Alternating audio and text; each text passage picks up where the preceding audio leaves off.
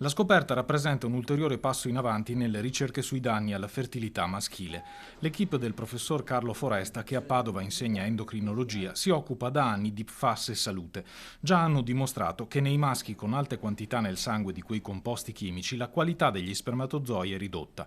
L'ultimo lavoro, pubblicato un mese fa a livello internazionale, punta a dimostrare come. Ne viene fuori che chi ha il sangue contaminato da PFAS si ritrova anche una percentuale di quelle sostanze negli spermatozoi, dal 20 al 30%.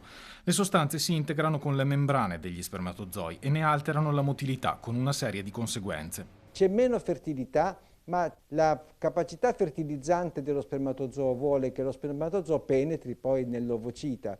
E noi non sappiamo se le membrane che sono ricche di PFAS portino nell'ovocita queste sostanze chimiche. Che cosa state facendo? Stiamo studiando dei meccanismi di lavaggio e di pulizia degli spermatozoi in modo che almeno nelle fecondazioni in vitro non ci sia il passaggio di queste sostanze nell'ovocita. E a parte questo, come se ne esce secondo lei? Ma la fertilità è in declino e un motivo ci sarà, non è soltanto un problema sociale, un problema economico. Evidentemente l'ambiente ha un ruolo molto importante. Dobbiamo curare l'ambiente se vogliamo curare l'uomo.